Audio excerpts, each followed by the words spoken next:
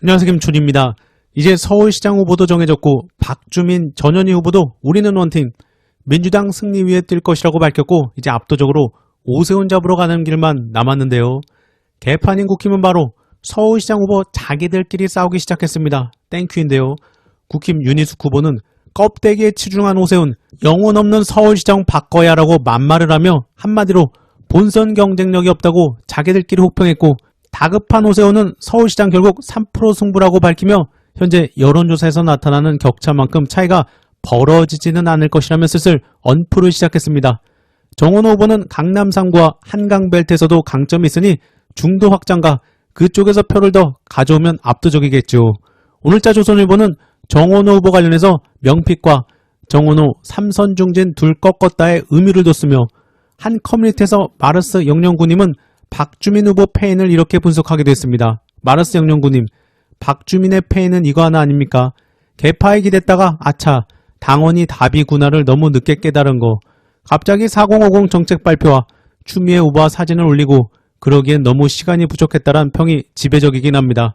물론 정원호 후보의 성동구에서의 성공 경험 인식과 한강벨트와 강남에서의 소구력, 보수화된 서울에서의 대세픽으로 계속 이어졌나 봅니다. 이제 원팀으로 국힘과 오세훈을 박살내야겠죠. 이어서 추미애, 김동연, 한준호, 우리는 하나입니다. 이제 본격 원팀 기조입니다. 추미애 후보는 어제 경선 상대였던 김동연 현 경기지사, 한준호 의원과 잇따라 회동하며 원팀 구성을 공식화했습니다. 단순히 경기도에서의 합체가 아니라 선거 국면에서 민주당이 하나 된 모습을 전국적으로 알리는 장면인데요. 추미애 후보는 민주당이 하나로 모인 화합의 날이라며 두 분이 압도적인 승리를 위해 함께하기로 했다고 밝혔고, 이어 지방선거 승리를 위한 든든한 원팀이 완성됐다. 한준호 의원도 추 의원님과 마음을 나눴다며 우리는 하나라고 화답했습니다. 한준호, 말 한마디, 태도 하나도 조심하겠습니다. 지금 우리 안에서 나오는 말 한마디가 서로에게 상처가 되지 않았으면 합니다. 하나로 모일 때 우리는 더 강해집니다. 같은 목표를 향해 뛰어온 동지들입니다. 서로를 지켜주고 서로를 세워주십시오. 함께 뛰었던 후보들 모두 고생하셨고 이제 뭉쳐서 압도적인 승리를 위해 나아가야겠죠. 한편 한국일보 이슈 전파사 기자들은 공개되지 않았던 득표율도 어느 정도 취재를 통해 공개했습니다. 관심 없으실 분도 있겠지만 뉴 이재명 그룹이 어느 정도 되는지 궁금하기도 했고, 기자들이 통계적으로 분석한 내용이라 정보성으로 참고하실 분들은 참고하시기 바랍니다. 한국일보 정영 기자, 추미애가 가산점 없이 간 건 맞는 것 같다.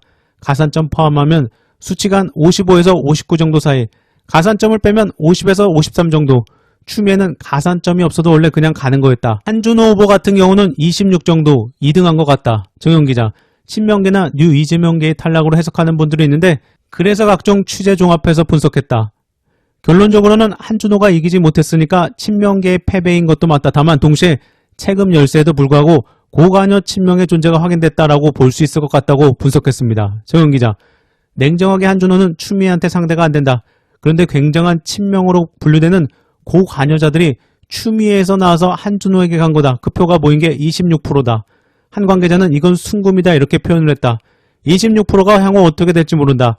이 26%를 밑에 깔고 간다면 하방선이 어느 정도인지 대략 짐작할 수 있고, 앞으로 인지도의 바람과 구도가 더해진다면 26이 올라갈 수 있는 건 충분히 과반도 가능하다고 본다.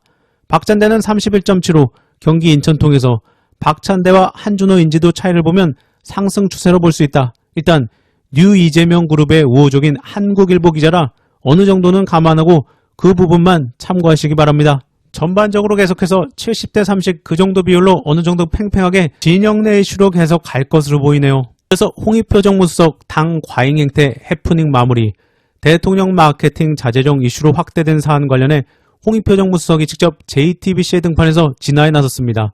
홍익표 수석은 청와대 요청으로 이루어졌다는 보도에 대해 사실이 아니다라며 당에 어떤 공문을 보내라든지 또는 사진과 동영상을, 특히 대통령 취임 이전의 동영상과 사진을 쓰지 말라든지 그런 요청을 한 적은 전혀 없다고 밝혔고, 다만 개별 사안에 대해서는 우려를 전달한 적이 있다고 밝혔습니다.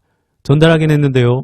홍 수석은 청와대에서 이번뿐 아니라 여러 차례 다양한 형태로 우려가 전달된 것은 대통령이 마치 선거 개입과 관련된 그런 우려가 있는 동영상에 대해 당사자에게 주의를 줘서 그런 걸 못 쓰게 하고 하지 마라 이런 정도가 있었다.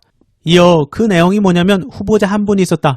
4년 전 동영상인데 그걸 표시 없이 마치 지금 하는 것처럼 항의가 들어와서 이거는 문제가 있다고 판단했고, 그전에도 유사한 사례가 있었다며 청와대 입장에서는 개별 사안에 대해서 그런 걸 못 쓰게 하라고 했지 전체적으로 그걸 요청을 한 적은 전혀 없다고 부연했습니다. 소통 과정에서 오해로 보이며 홍익표 수석은 당에서의 과잉 행태가 벌어진 해프닝이라고 정의하며 마무리 국면에 들어갔습니다. 이어 청와대 인사들이 6.3 국회의원 보궐선거 차출설에 대해선 즉답을 피하며 신중한 반응을 보였습니다.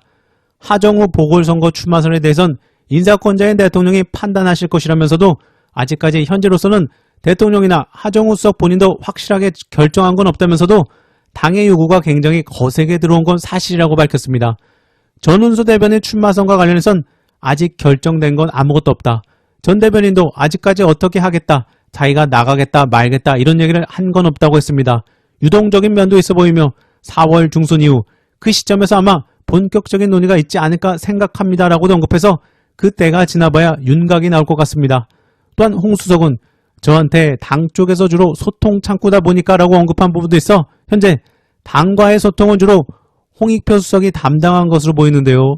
이 정도 언급했으니 이 이슈는 이제 일단락되는 것으로 보입니다. 관련해서 하정우 수석은 동아일보와의 추가 인터뷰에서 개인적으로 당분간 청와대에서 더 일하고 싶다며 2028년 총선 정도 시점에는 고향 부산에 기여하는 방안을 생각해 볼 수 있다고 언급했고 핵심 당직을 맡은 민주당 의원은 정 대표가 하 수석을 만나 설득하는 육고초려를 하고 인사권자한테 최종적으로 가서 읍소하는 실고초려까지 가야 할 것이라고 말해 팽팽한 상황입니다. 이런 가운데 쫄보 한동훈이 부산 북구갑 출마를 거의 확정지은 상황이라 민주당에서는 더욱 한동훈 누를 카드로 하정우 수석을 원하고 있는 것인데요. 국힘은 이 지역에서 재선한 박민식이 표박 다지기에 나서고 있고 한동훈도 북구 만덕동에서 학생들과 만나 사진을 올리기도 했습니다. 관련해서 민주당 강성필 부대변인은 박재홍의 한판 승부에서 하정우 출마를 변수로 보고 있었습니다. 강성필, 누가 나오는가에 따라서 한동훈 후보에게 승산이 조금 있느냐 없느냐가 더 결정될 거다.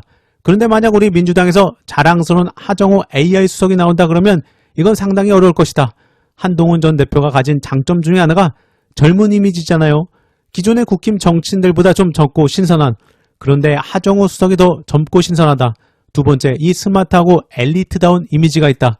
결국에는 국민의힘 후보와 한동훈 전 대표가 보수표를 갈라 먹을 수밖에 없고 국힘 후보랑 한동훈이 개싸움 벌이는 동안 하정우가 승산이 있다는 분석입니다.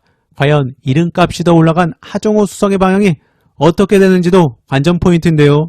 가발도 잡고 북구도 잡고 국힘도 모조리 잡아야겠죠. 이번 영상은 여기까지입니다. 감사합니다.